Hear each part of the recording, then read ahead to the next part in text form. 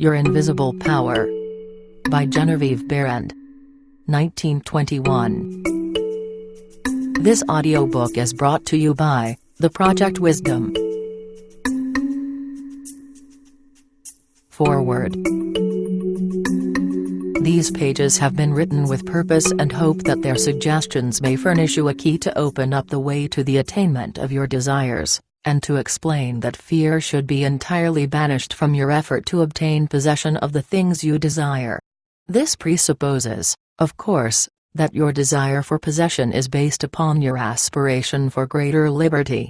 For example, you feel that the possession of more money, lands or friends will make you happier, and your desire for possession of these things arises from a conviction that their possession will bring you liberty and happiness. In your effort to possess, you will discover that the thing you most and ultimately need is to be, always, not spasmodically, your best self, that self which understands that the mistakes of those you love are simply misunderstandings.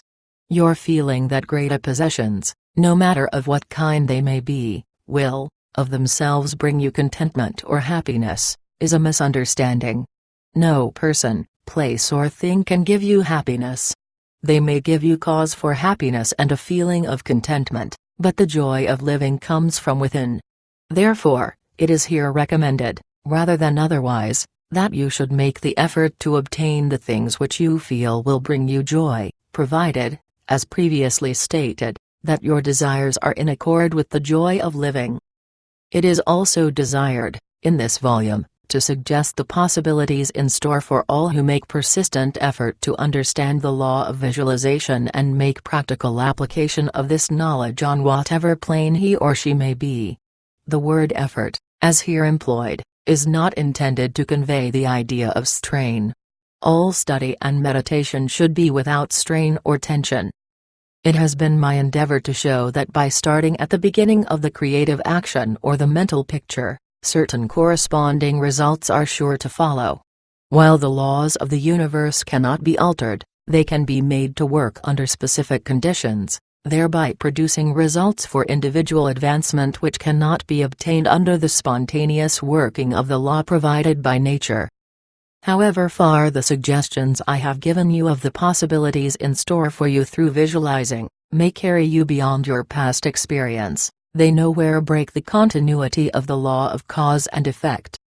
If through the suggestions here given anyone is brought to realize that their mind is a center through and in which all power there is in operation, simply waiting to be given direction in the one and only way through which it can take specific action, and this means reaction in concrete or physical form, then the mission to which this book is dedicated has been fulfilled.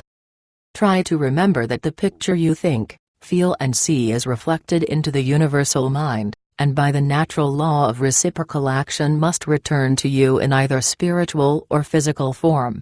Knowledge of this law of reciprocal action between the individual and the universal mind opens to you free access to all you may wish to possess or to be. It must be steadfastly borne in mind that all this can only be true for the individual who recognizes that they derive their power to make an abiding mental picture from the all-originating universal spirit of life, God, and can be used constructively only so long as it is employed and retained in harmony with the nature of the spirit which originated it. To ensure this, there must be no inversion of the thought of the individual regarding their relationship to this universal originating spirit, which is that of a son or daughter, through which the parent mind acts and reacts.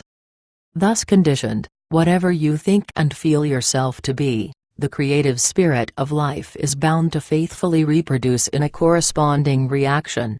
This is the great reason for picturing yourself and your affairs as you wish them to be, as existing facts, though invisible to the physical eye, and live in your picture.